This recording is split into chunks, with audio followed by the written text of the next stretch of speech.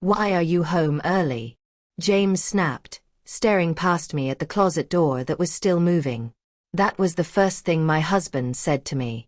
2 years later, in that same house, he was the one standing there pale and shaking. As always, before we dive into a story with an ending that's going to feel really satisfying for you, let's do a quick roll call. Type present and the city you're watching from in the comments. For everyone who has liked and subscribed, I pray that Allah makes your problems easier, widens your provision, and keeps your body healthy. Thank you, my friends. Now, listen carefully to my story. My name is Evelyn, and for the longest time I honestly believed I was lucky to marry a man like James. We met at a small coffee shop near the marketing agency where I used to work. I spilled my latte on his laptop, panicked, and he just laughed it off and bought me another coffee. He was charming, patient, and he had that confident way of talking that made me feel like he knew exactly where his life was going. I didn't realize then that he also knew exactly where he wanted mine to go, under his control. We dated for 2 years. During that time, James always made me feel like I was the center of his world. He picked me up from work, sent good morning texts, surprised me with flowers on random Tuesdays. My friends were jealous in a good way. When he proposed, he did it at the same coffee shop where we met, with a simple silver ring and a shaky smile. "Marry me, Eve," he said, "and I swear I'll take care of you for the rest of our lives." I believed him. I said yes. Looking back now, that line, "I'll take care of you," feels less like a promise and more like the first brick of the cage he was quietly building around me. After the wedding, we moved into a nice 2-story house in a quiet suburb. It wasn't just James and me though. His parents, Mr. and Mrs. Harris, lived only 10 minutes away and treated his life like their favorite TV show. They had opinions about everything. How often we should visit them, how we should decorate our home, even how soon we should start trying for kids. The first time I stepped into our new house, I loved it. The wooden floors, the big windows that let in warm light, the little built-in reading nook by the stairs. It felt like the starting our own family dream I'd always imagined. But on our first night there, James said something that gave me a small, weird feeling in my chest. We were in bed, the room still smelling like fresh paint and new furniture. I leaned into him and said, "I'm excited. It's really our place, you know." He smiled, kissed my forehead, and replied, "Yeah. Just remember to always let me know if you're coming home early, okay? I don't like surprises in my own house." I chuckled, thinking he was joking. "Why? Afraid I'll catch you doing yoga in the living room or something?" His smile faded for a second. "I'm serious, Evelyn. I hate being startled. Just text me. Always." It was such a small thing, so I let it slide. I didn't know that one day, that rule would blow up the entire image I had of my marriage. The first big family dinner in our house happened about a month after we moved in. Mrs. Harris almost pushed me out of the way when she arrived, carrying 2 big dishes of casserole. "You don't have to worry about cooking, dear," she said with a tight smile. "Real family recipes are complicated. You're still learning." I laughed awkwardly. "I actually did cook something, Mrs. Harris. Just some roasted chicken and..." She cut me off. "And James likes my chicken. He grew up on it. Don't worry, you'll get there." James stood behind her with his hands in his pockets and a small shrug, as if to say, "Just let her be." He didn't defend me. Not even a little bit. At the dinner table, they started talking about grandchildren like it was already scheduled on a calendar. "So," Mr. Harris asked, scooping mashed potatoes onto his plate, "when are we going to hear the pitter-patter of little feet in this house?" I gave a polite smile. "We've only been married for a few months. We're not rushing it. But we do want kids." Mrs. Harris gave James a look, then turned back to me. "Well, don't wait too long. Fertility drops with age, you know. Some women just miss their window." The way she said "some women" made my heart pinch. James chuckled lightly and said, "Mom, relax. We're working on it." My cheeks burned. I stared down at my plate, feeling like a project that was behind schedule. After they left, I tried to talk to James about it. "I really didn't like how your mom talked to me," I said while we were doing the dishes. "She made it sound like if I don't get pregnant soon, I'll be useless." James dried a plate and leaned against the counter. "You're being sensitive, Eve. That's just how she is. She cared for me, for us. Don't start drama over nothing." "It's not nothing," I insisted quietly. "I felt humiliated, James." He rolled his eyes. "You want me to yell at my mother because you're emotional? Come on. Learn to let things go." I shut my mouth. That was the first time I wondered if maybe my feelings really were too much. Little by little, small red flags kept popping up. James started guarding his phone like it was state-level secret. If I walked past while he was texting, he would tilt the screen away or press the lock button quickly. He used to leave his phone lying around all the time back when we were dating, so the sudden privacy felt strange. One night, I reached for his phone on the nightstand because mine had died and I wanted to check the time. He woke up instantly, grabbed his phone out of my hand, and snapped, "Don't touch my stuff without asking." I froze. "I was just checking the time, James." "Well, don't. It's weird. Respect my privacy." I said nothing, but my stomach twisted. We were married. Why did he suddenly have a private world I couldn't enter? I tried to convince myself I was imagining things. I was working from home by then, doing freelance design projects after quitting my office job at his request. "It's better if one of us focuses on the house and future kids," he'd said. "My salary is more than enough.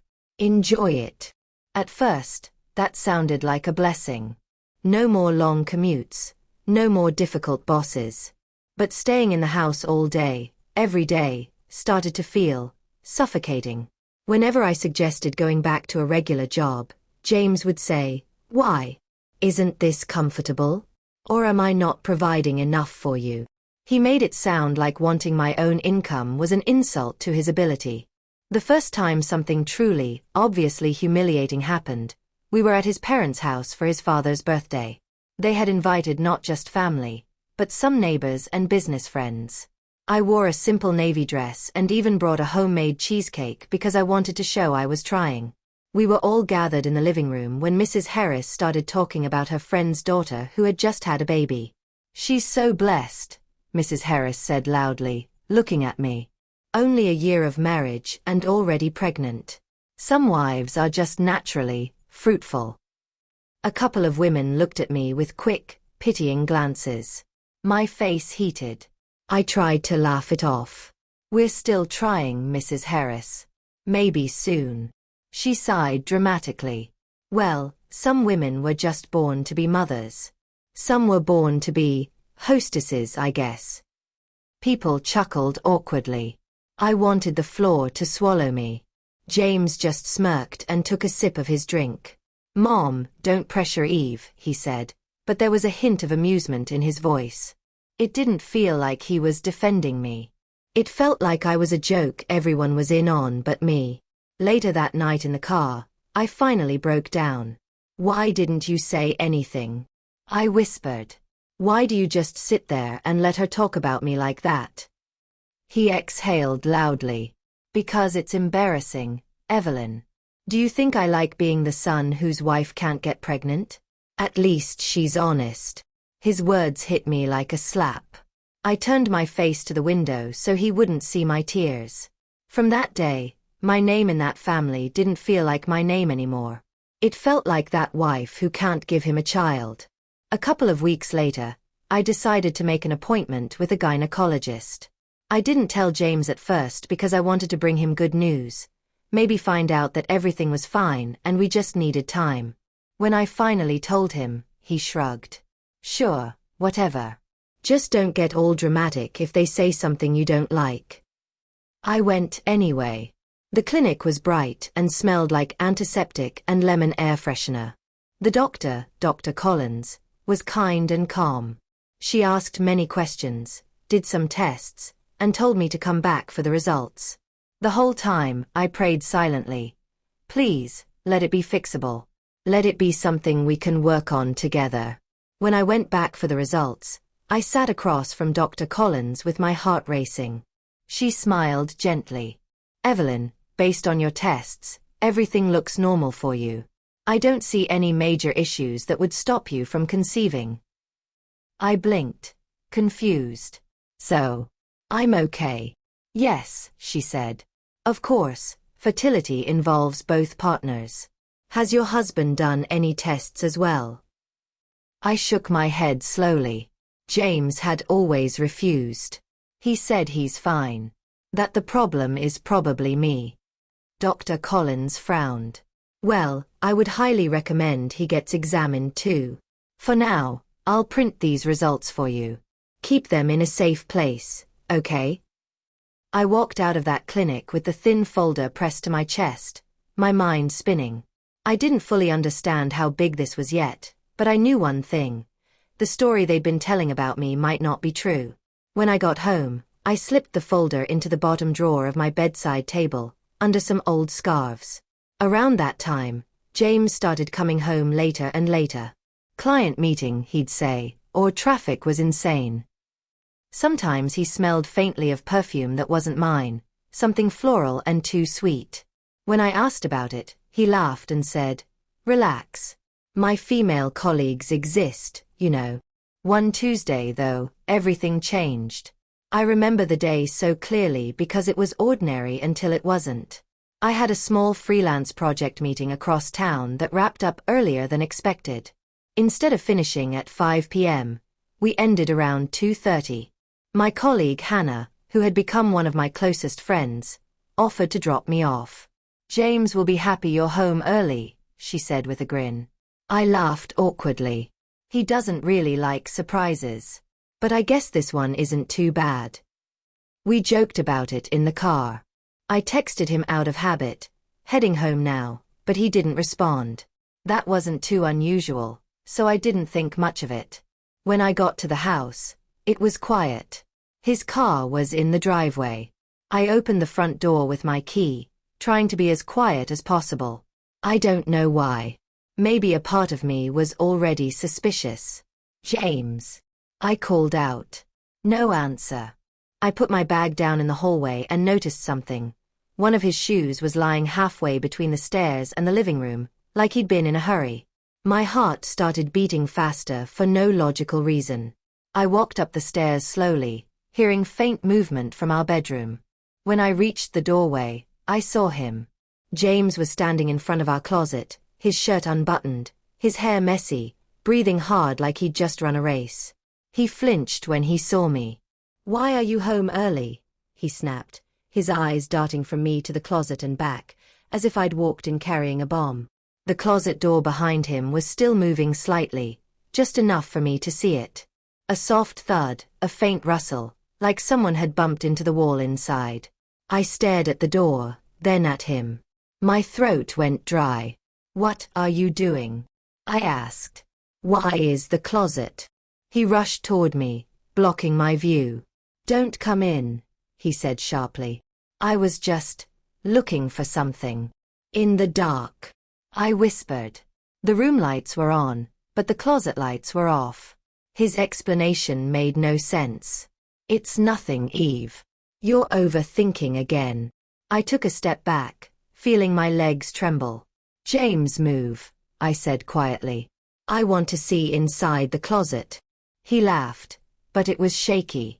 "You're being crazy right now." I was just changing. "What, you think there's some monster in there?"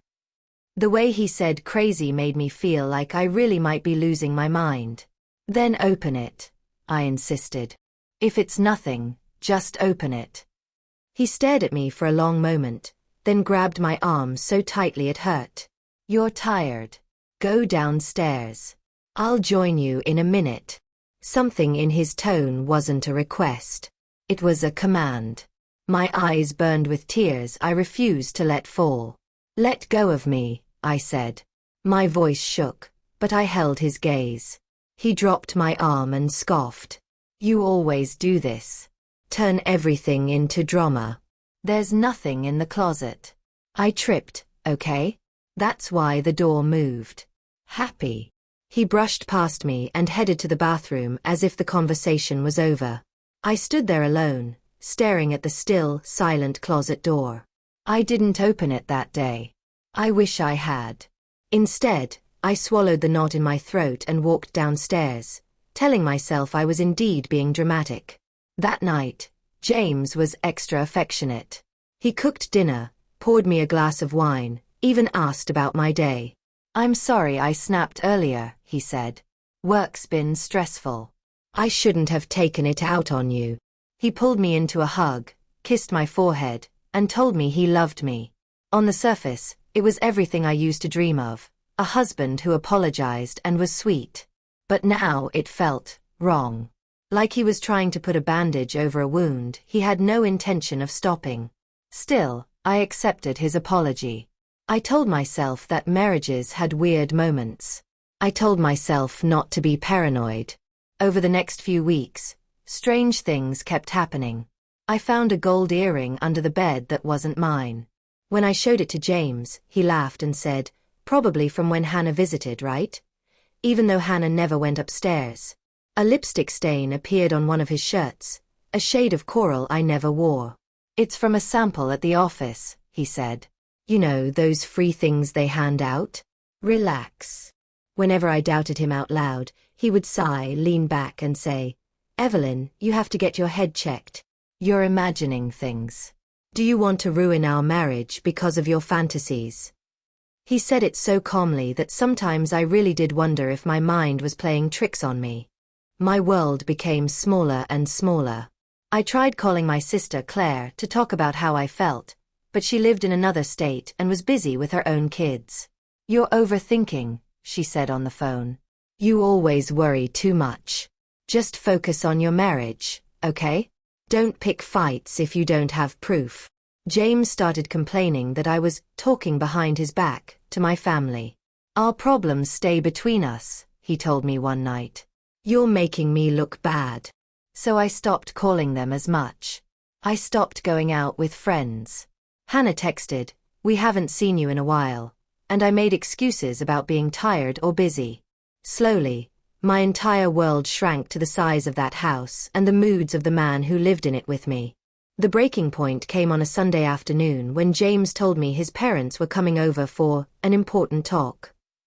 I spent the morning cleaning the house, thinking maybe it was about some family trip or his father's retirement. When they arrived, though, the atmosphere felt heavy. Mrs. Harris's lips were pressed so tightly together they almost disappeared. Mr. Harris sat on the sofa like a judge behind a bench. James motioned for me to sit opposite them. My stomach twisted. "What's going on?" I asked. No one answered right away. James cleared his throat and pulled out a folder from the coffee table drawer. He handed me a stack of papers. At first, the words blurred together, but then I caught them. Petition for divorce. My heart stopped. "What is this?" I whispered. James leaned back, face expressionless. "You're not happy, Evelyn. You're paranoid, unstable, and you aren't able to give me a family. This isn't working. My parents and I think it's best we end this now before it gets worse." I looked at Mrs. Harris, who didn't even try to hide her satisfied expression. "We warned you, dear," she said. "A man has needs. Stability. He deserves children. You can't give him that. It's better for everyone if you step aside gracefully." I shook my head, tears spilling now. "You haven't even done any tests, James," I said. "I did. The doctor said I'm fine. We need to check both." "Stop," he said sharply. "You're not dragging me into your delusions. You've been imagining things, accusing me of cheating, acting like I'm hiding people in closets. You hear yourself? You sound crazy." My chest hurt. "I never said you were hiding." "Yes, you did," he snapped. "That day you came home early, you implied there was someone in the closet. Do you know how insulting that is? I've been patient, Evelyn, but I'm done. Sign the papers." He slid a pen toward me like he was offering a tissue. I stared at the papers, at my own name next to the word respondent. The assets section was brutal. The house was listed under his name only, the savings account mostly in his favor. There was a clause saying I wouldn't ask for support because I was able to work and had no major contribution to the household income. Mrs. Harris folded her arms. "We've already been generous," she said. "James will let you stay here for 2 more weeks while you figure out your options. After that, it's better for both sides if you don't linger." It felt like someone had just pulled the floor out from under me. "I gave up my job for you," I whispered. "I took care of this house. I tried." James cut me off. "You can either sign today and we keep things civil, or we can drag this through court and expose your unstable behavior. Do you really want that on record?" In that moment, I realized they were doing exactly what they'd been accusing me of: creating drama, manipulating, twisting reality. I thought of the folder in my bedside drawer, the test results that said I was fine. I thought of the strange perfume, the earring, the closet door. I wanted to scream the truth at them, but my voice felt stuck in my throat. My hands were shaking so badly I could hardly hold the pen. I looked up at James. "Did you ever love me?" I asked softly. His eyes flickered, just for a second, then went cold again. "Sign, Evelyn." I didn't sign that day. I pressed the pen down on the table so hard the ink bled into the wood, then stood up. "I need time," I said, my voice hollow. "You can't just erase my whole life in one afternoon." Mrs. Harris rolled her eyes. "Always so dramatic." James muttered. "Fine. Think about it. But don't take too long." I walked upstairs, numb, and closed the bedroom door behind me. For a moment, I considered opening the closet, just to prove something to myself. Instead, I went to my bedside table, pulled out my test results, and stared at the paper until my tears made the letters blur. That day, they erased my role in that house in front of my eyes, even though my signature hadn't touched the paper yet. I spent the next week in a fog. James moved around the house like I was a guest whose checkout date was coming soon. He was polite but distant, sometimes disappearing for hours without explanation. The only thing that kept me from collapsing completely was the thin folder of medical results and a tiny stubborn voice inside me saying, "This isn't the whole truth." One night, I overheard him on the phone in the hallway, his voice low. "Just wait," he said. "Once this is done, you can move in. She won't be a problem anymore." My heart clenched. I didn't know who he was talking to, but I knew one thing for sure: if I signed those papers the way they were, I'd lose everything and they'd walk away clean. I might have been naive, but I wasn't completely helpless. I picked up my phone and scrolled through my contacts until I found a name I hadn't called in a long time. Hannah. My finger hovered over the call button. I hesitated, then pressed it. When she picked up, her voice was warm and surprised. "Eve. I was just thinking about you. Are you okay?" My voice cracked. "No," I whispered. "I'm not. Can we meet? I need help." That was the first moment I decided that if they were going to push me out of that house, I would not leave as quietly and as broken as they expected. James and his parents pushed divorce papers on me, blamed me for not giving them a child, and called me unstable. I hadn't signed anything yet, but I felt erased from that house, until I finally called my old friend Hannah and asked for help. Hannah met me at a small cafe not far from our neighborhood. When I walked in, she stood up right away, her eyes widening when she saw my face. I hadn't even checked a mirror, but I knew my eyes were swollen and my skin looked washed out. She pulled me into a hug before I could say anything. "Eve, what happened?" she whispered. "You sounded not like yourself on the phone." I sat down, and the moment I did, everything spilled out.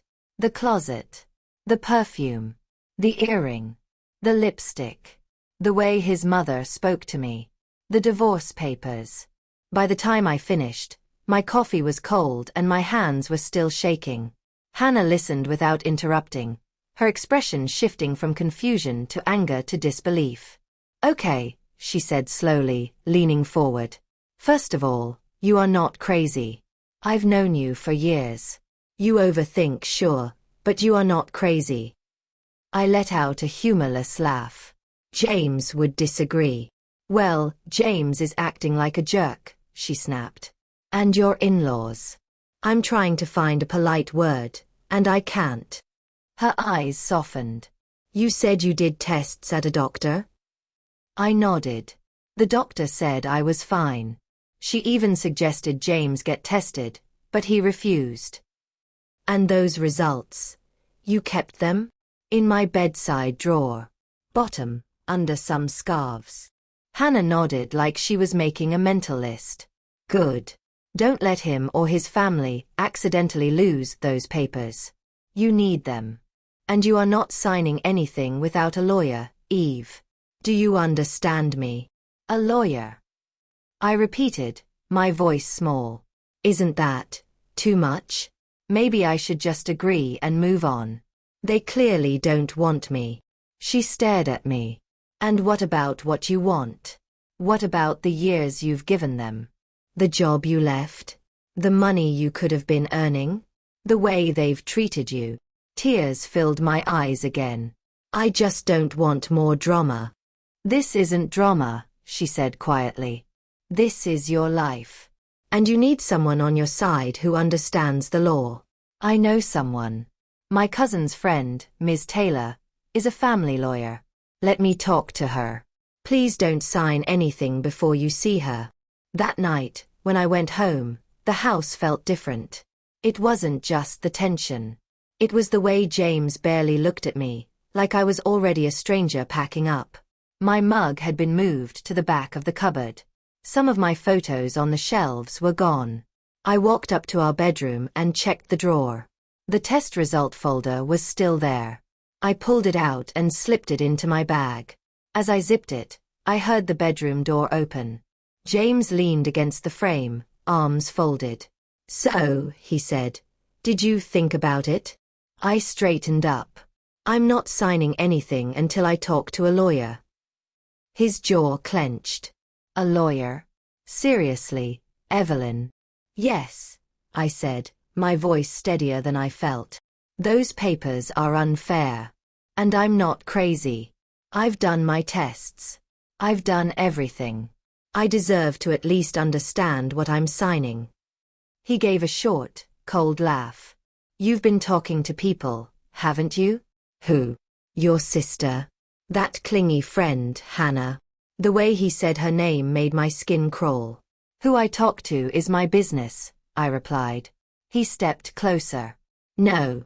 When it affects my reputation, it becomes my business. I have a lot to lose, Evelyn. You walked away from your job. You barely earn anything with your little freelance projects. You want to start a war you can't afford. You're the one who started this, I whispered. He smiled without warmth. I'm offering you a chance to leave quietly with no mess. If you bring a lawyer into this, I promise you, I'll make you regret it. I'll make you look unstable in court. I'll tell them about your paranoia, your obsession with closets and earrings and perfumes. Who do you think they'll believe? My throat tightened, but I forced myself to speak. We'll see. He stared at me for a long beat, then turned away. You have 1 week, he said as he left the room. After that, I stopped being nice. His footsteps faded down the hallway. I sat down on the edge of the bed, clutching my bag with the test results inside. My whole body felt cold, but in the middle of that cold was something new, thin, small, but real. Anger. If they were going to erase me, I would not let them rewrite me at the same time. 2 days later, I sat in a quiet office with soft gray walls, facing a woman in a navy blazer who introduced herself as Anna Taylor. She shook my hand firmly and gave me a kind, steady look. Hannah told me a bit, she said. But I'd like to hear it directly from you. Start from the beginning. So I told the story again, this time focusing on facts. The job I left. The house purchase. The way the papers were written. The insults about my fertility. The tests I'd done. The threats James made about making me look unstable. Ms. Taylor listened carefully, occasionally writing notes. When I finished, she leaned back and tapped the papers James had given me. "These are heavily in his favor," she said. "He's trying to get you to waive rights you legally have. You were married when you bought the house, correct?" "Yes. A year after the wedding. Did you contribute any money toward the down payment?" "My parents helped," I said quietly. "They gave us some savings as a wedding gift." "It went straight into the down payment." She nodded. "Then this house is not just his, in the eyes of the law. And as for support, you left your career at his request. That matters." She flipped through my medical results next. "And these," she said, "are important. They show you took steps to address this fertility issue they keep blaming you for. They show you are responsible and proactive, not careless or lazy about it." I swallowed. "But they keep saying I'm the problem. That I can't give them a child." "Fertility is not one-sided," she said calmly. "If he refuses to get tested, that's on him, not you. And his threats about making you look unstable, did he ever send texts, voice messages, anything like that?" I thought about the phone call I overheard. "Once this is done, you can move in." "I don't have recordings," I said. But I heard him on the phone talking like he already had someone ready to take my place. Ms. Taylor nodded slowly. "Here's what we're going to do," she said. "First, you are not signing these papers. Second, we file our own petition, requesting a fair division of assets and, if needed, support. Third, you start documenting everything from now on. Dates, conversations, messages. If he threatens you, write it down. If he insults you, write it down. If he admits anything, write it down." Her voice softened. "And Evelyn, I want you to go back to your doctor and get a copy of everything in your file. That folder should double in size." I stared at her, overwhelmed. "This sounds like a lot."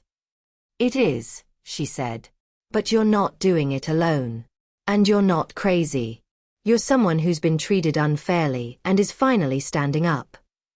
Leaving that office, I felt strangely lighter, even though nothing had changed yet. The sky outside was overcast, but for the first time in a long time, I noticed that it was still bright. I texted Hannah to say thank you. She replied instantly, "I'm proud of you. Come over tonight. I'm making pasta." That evening, sitting at Hannah's kitchen table, I told her about Ms. Taylor's plan. "Good," Hannah said.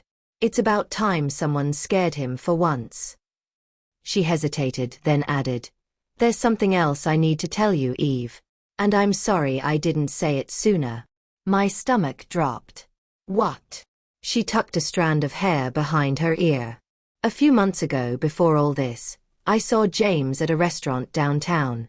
I thought he was with you at first, but then I realized it wasn't you. He was with a woman from your wedding. Vanessa, remember? The one with the blonde hair and the tight red dress." I remembered her. She'd been a friend of a friend, all smiles and compliments at our wedding. "I told myself it was probably a work thing," Hannah continued. "But the way they were sitting, it didn't look like work." He was leaning in, laughing, touching her hand.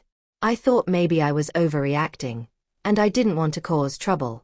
I regret that now. My chest tightened. "He always said you didn't like him," I whispered. "He said you were jealous. That's why I stopped seeing you as much." She shook her head, eyes shining. "I just wanted you to be happy. I didn't want to be the friend who ruined your marriage. But after everything you told me, I don't think I'm ruining anything. I think he did that himself." The next weeks were a strange mix of collapse and rebuilding. I moved out earlier than planned, staying at Hannah's small apartment for a while. My clothes were in boxes stacked against her living room wall. Her cat decided my suitcase was his new throne. There were nights I cried myself to sleep on her couch, feeling like a failure. There were mornings I woke up determined to fight. I switched between those two states like a pendulum. Ms. Taylor filed the petition. James was furious. He called me, shouting about betrayal, about how dare I drag his name through the mud. I held the phone away from my ear and calmly said, "Talk to my lawyer, James," then hung up. My hands were shaking, but for the first time, I felt like I had a shield. In the middle of all this, my body started acting weird. I felt exhausted all the time. Food smelled different. I cried at a commercial about dog food and then cried because I was crying. One morning, Hannah put a cup of tea in front of me and watched me push away my toast with a grimace. "You've been like this for a week," she said. "When was your last period?" I stared at her, the question echoing in my head. My brain did fast math, then stopped. "Oh my God," I whispered. Hannah's eyes widened. "Eve. No way. Are you?" "I don't know," I said, my voice shaking. "It could just be stress. Or..." She grabbed her keys. "We're not guessing. Get your shoes. We're going to the pharmacy." 30 minutes later, I was in her tiny bathroom, staring at 2 clear lines on a pregnancy test. My vision blurred. I sank down onto the floor, the plastic stick still in my hand. A sob broke out of me, but I couldn't tell if it was joy, fear, anger, or all 3 at once. Hannah knocked gently. "Eve, can I come in?" I opened the door with trembling fingers and handed her the test. She looked at it, then at me, her eyes filling. "You're pregnant," she whispered. "You can get pregnant." I laughed and cried at the same time. "Of course this happens now," I said hoarsely. "When my marriage is falling apart and his family has already stamped defective on my forehead." Hannah knelt beside me and hugged me. "Listen to me," she said. "This doesn't make your life easier. But it does make one thing very, very clear. You were never the problem they said you were." Later that day, I sat in Dr. Collins's office again, holding my file and the positive test. She confirmed it with calm kindness. "You're around 6 weeks," she said. "You'll need rest and regular checkups. And support. Do you have a safe environment right now, Evelyn?" I swallowed. "I'm staying with a friend. My husband. We're in the middle of a divorce." She nodded. "Then let's focus on keeping you healthy, emotionally and physically. This pregnancy is yours. Whatever happens with him, you deserve to be safe." When I told Ms. Taylor, she went silent for a moment, then said, "This changes the stakes. Do you think he'll try to fight me for the baby?" I asked, my heart pounding. "If he thinks he can use the child to control you or look good, yes," she said. "But the court will also look at who's been the stable, primary caregiver. We're going to document everything. And you're going to take care of yourself and this baby." When I finally told James, his reaction burned itself into my memory. We met in Ms. Taylor's office for a scheduled discussion. He walked in with his parents, all 3 of them wearing expressions like they were attending a board meeting, not dealing with a collapsing marriage. After the formalities, I took a breath. "There's something I need to say," I began. "I'm pregnant." Mrs. Harris's eyes widened. Mr. Harris sat up straighter. James froze. For a second, I saw something like hope flash across his face. Then suspicion immediately replaced it. "With mine?" he asked slowly. The room went so quiet I could hear the ticking clock on the wall. "Yes, James," I said, anger flaring. "We weren't exactly living like roommates. It's yours." He glanced at his parents, then back at me. "How convenient," he muttered. "Right when we're divorcing, suddenly you're pregnant. And I'm supposed to just believe that." Ms. Taylor cut in. "If you're implying she's been unfaithful, I'd advise you to be careful with your words, Mr. Harris. We can request paternity tests. But keep in mind, her medical records already show she's been actively trying to address fertility issues. What do your records show?" James's jaw tightened. "I don't need tests. I know my body." Mrs. Harris leaned forward. "Regardless of timing," she said slowly, "my son will not be cut off from his child. If she wants to leave, fine. But the baby stays with us." We can offer proper stability. I felt like the floor shifted under me. You are not taking my baby, I said, my voice shaking. James looked almost amused. If we go to court, he said, and I tell them about your paranoia, the way you imagine women hiding in closets and accuse me without proof, who do you think they'll trust with a child? The stable, employed father or the unstable, unemployed mother? Ms. Taylor's eyes flashed. She is employed, she said calmly. And your threats and manipulations are noted. We'll see how the judge feels about a husband who tries to weaponize mental health accusations against his pregnant wife while refusing his own medical evaluation. That night, back at Hannah's, I lay in bed with my hand on my stomach. I'm scared, I whispered. What if he really does manage to take the baby? What if they twist everything? Hannah sat on the floor next to the mattress, leaning her head on the edge. They're loud, she said softly. But loud doesn't mean right. You have Ms. Taylor. You have your medical records. You have me. And you have that little one, she added, resting her hand gently over mine. You're not alone. For the first time in a long time, I didn't feel completely empty when I closed my eyes. I felt responsible, fierce, like there was something worth fighting harder for than just my pride. Time moved in strange rhythms after that. Months passed. Court dates, mediation meetings, lawyer calls. My belly grew. I found a small part-time design job with flexible hours, thanks to a contact of Hannah's. I started to rebuild some sense of myself beyond being James's wife, or the problem. The court didn't let James steamroll everything the way he expected.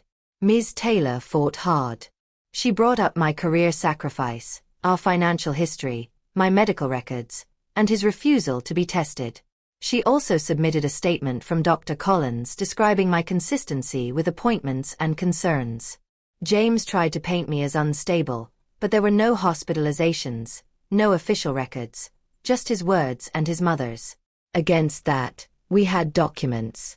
The court granted shared legal custody on paper, but primary physical custody was assigned to me, especially while the baby was small.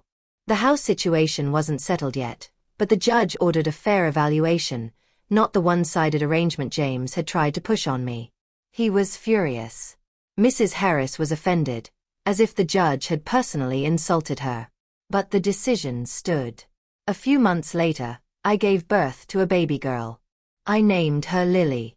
Holding Lily in my arms for the first time, I cried harder than I'd ever cried in my life. She was tiny, warm, and very real. A living, breathing answer to years of cutting words about my failure as a woman.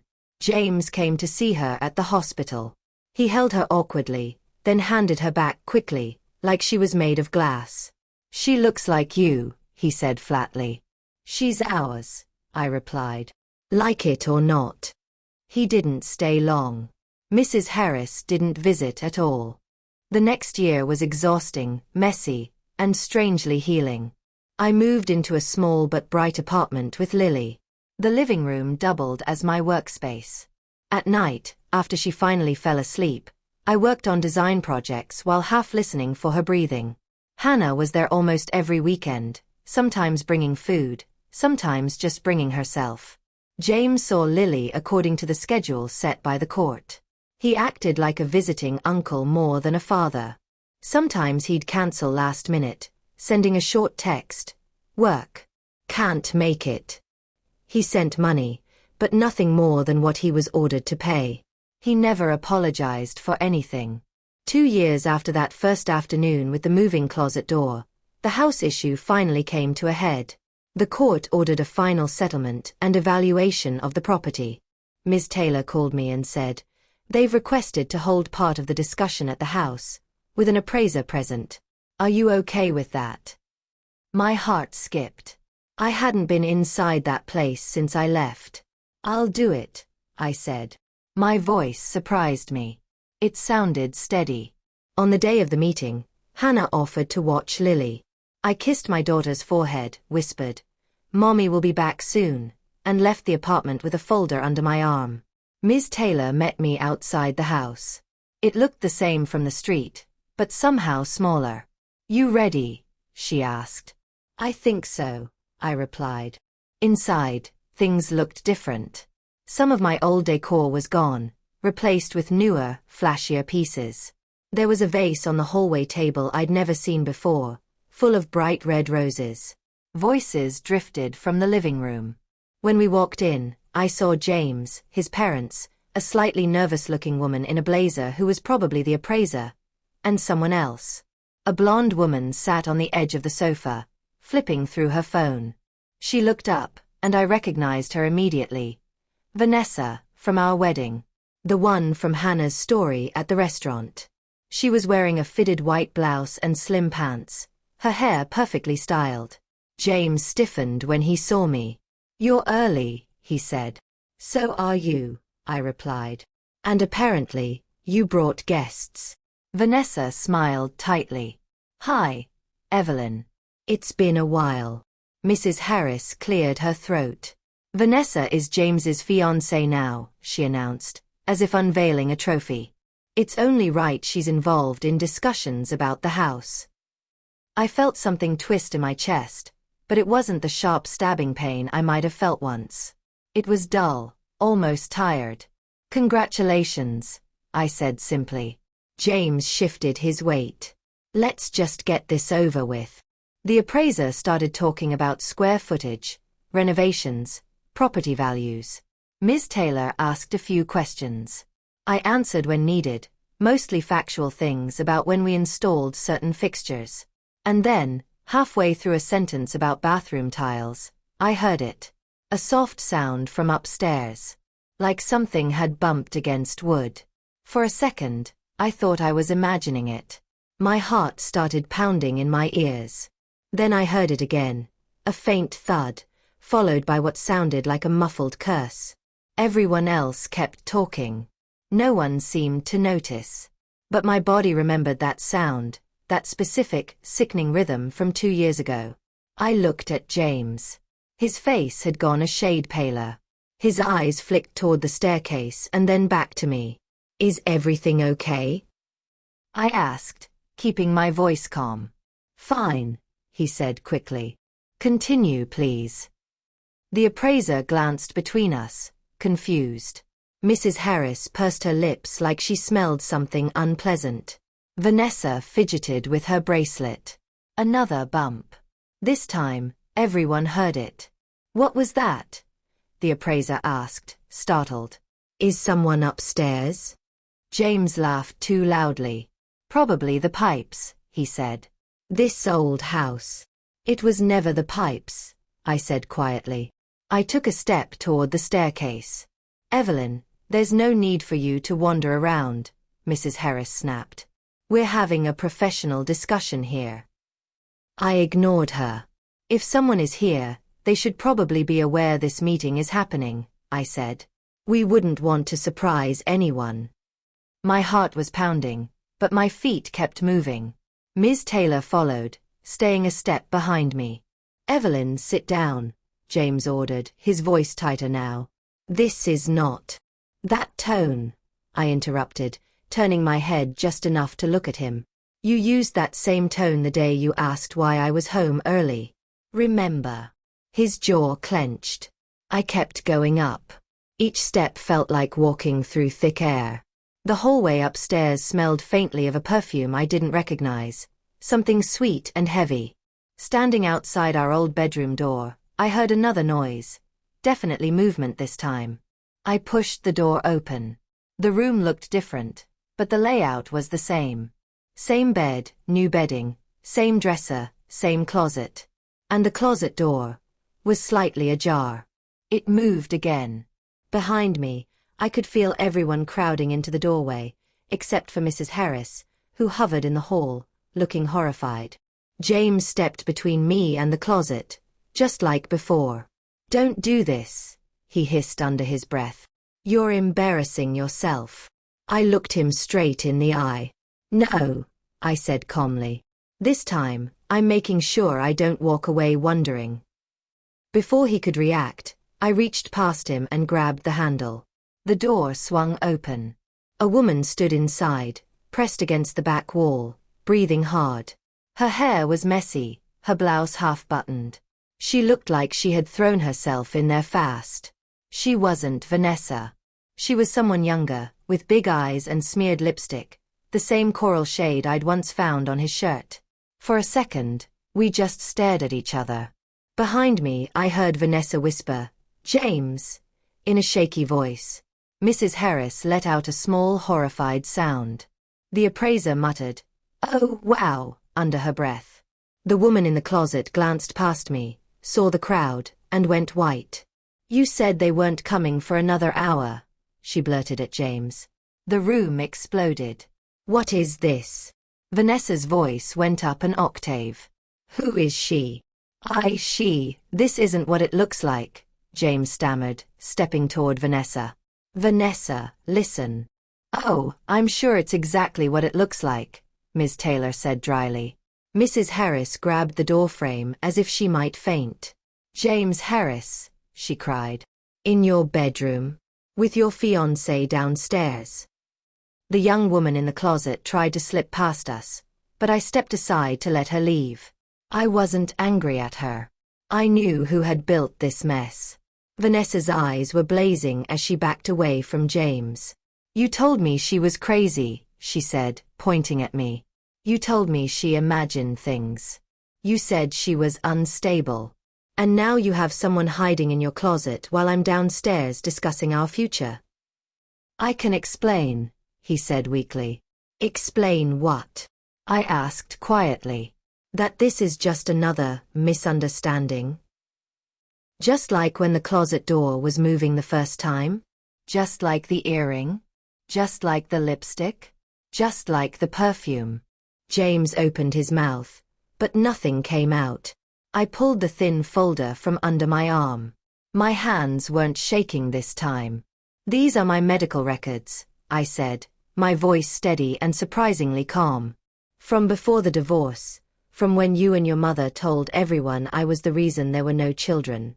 They show I was fine. I tried. I did everything I could. I was responsible.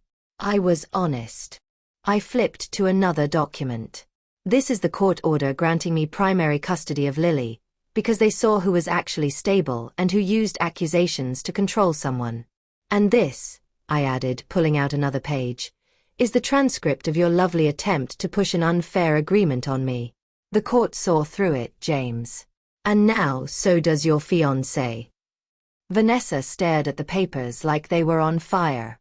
"You said she was obsessed," she whispered. "You said she made up stories. You said she was trying to ruin your life." He reached for her, but she stepped back. "Don't touch me," she snapped, her voice breaking. "You're the one ruining lives here." The appraiser cleared her throat awkwardly. "I think I have enough information about the property value," she said quietly to Ms. Taylor. "I'll send a report." Then she hurried out, clearly wanting no part of this spectacle. Mrs. Harris sank onto the edge of the bed, her face pale. "All this time," she murmured. "You let us blame her. You let me call her names. You let me humiliate her. And you were doing this." James rubbed his temples. "Mom, it's not that simple." "It is that simple," I cut in. "You used me as a shield for your own choices. You let your parents think I was broken so you didn't have to face your own behavior. You tried to erase me from this house like I was a stain on the wall." I looked around the room that had once been mine. "But the funny thing is, I don't even want it the way I used to anymore. I don't want to live in a place built on lies." Ms. Taylor stepped forward, her professional tone returning. "Given what's just happened, I think negotiating a buyout where Evelyn receives her fair share is going to be the easiest path for everyone," she said. "This house is clearly, emotionally compromised." Vanessa laughed bitterly. "That's one way to put it."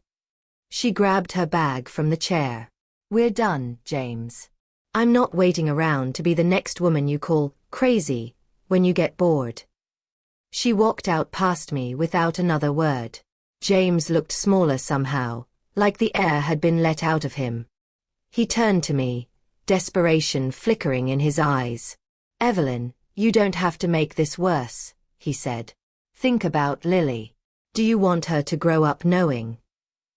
I want her to grow up knowing the truth, I replied quietly. That her mother wasn't worthless. That when people tried to break her, she stood up. That she didn't stay where she was only tolerated and blamed. He opened his mouth again, but there was nothing left for him to say that I wanted to hear. We finalized the property settlement in the weeks that followed. I received my fair share of the house value, enough to put a down payment on a small townhouse in a quieter, kinder neighborhood. It wasn't big, it wasn't fancy, but it was ours. Lily had a tiny room with pastel stickers on the wall and a second-hand bed that she immediately claimed by jumping on it. I had a workspace by the window where I could design logos and layouts while watching her play. Sometimes at night, when the house was quiet, I'd stand in the doorway of her room and watch her sleep, her soft breathing filling the space. James still had visitation rights, but now everything went through official channels. He tried, in his own limited way, to be more present, probably because he realized the court was watching. But I no longer adjusted my life to his convenience. I didn't worry about what he told people about me anymore. Those who mattered had seen enough or heard enough to draw their own conclusions. As for his parents, they kept their distance. I heard through a mutual acquaintance that Mrs. Harris had health issues from stress. I thought of all the stress she had freely poured into my life and felt nothing. Not hatred. Not joy. Just distance. Months turned into another year. My business grew slowly. I picked up more clients, some through Hannah, some through word of mouth. I wasn't rich, but I could pay my bills and buy Lily ice cream on hot days without stressing over every coin. There were lonely nights, yes. There were days I felt overwhelmed, juggling work and motherhood and my own healing. But there were also mornings where Lily climbed into my bed, put her little hands on my cheeks, and said, "Mommy, wake up. It's sunshine time." Those moments were my wealth. Sometimes, when I passed a big suburban house on the way to a client meeting, I would remember our old place. The wooden floors, the bright windows, the closet door that once shook with secrets. I didn't hate that memory anymore. It felt like a turning point instead of just a wound. Because without that moment, without his panic, without the moving door, without the humiliation and the papers and the lies, I might have stayed. I might have kept believing I was the problem. I might have never met the version of myself who knew how to fight back. One afternoon, after dropping Lily off at preschool, I sat in a small cafe with my laptop, finishing a design for a new client. The barista brought me a refill and smiled.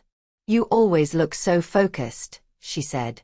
"Must be nice, working for yourself." I smiled back. "It's not always easy," I admitted.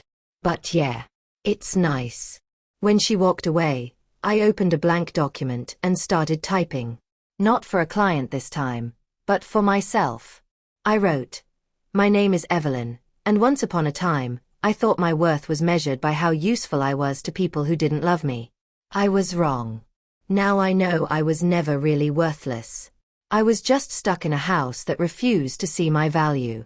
From everything I went through, I learned that when someone constantly makes you feel crazy, worthless, or like a burden, you need to step back and check whose voice you're really listening to. Now I realize that we should never let other people's fears or selfishness define our value, our future, or our ability to be happy. If you're in a situation like mine back then, please remember, you are allowed to stand up, walk away, and build a new life, even if they said you'd never make it without them. If you've ever gone through something similar or you want to share your own story, write it in the comments below. Don't forget to share this story with your friends, like the video, and subscribe so you don't miss the next stories.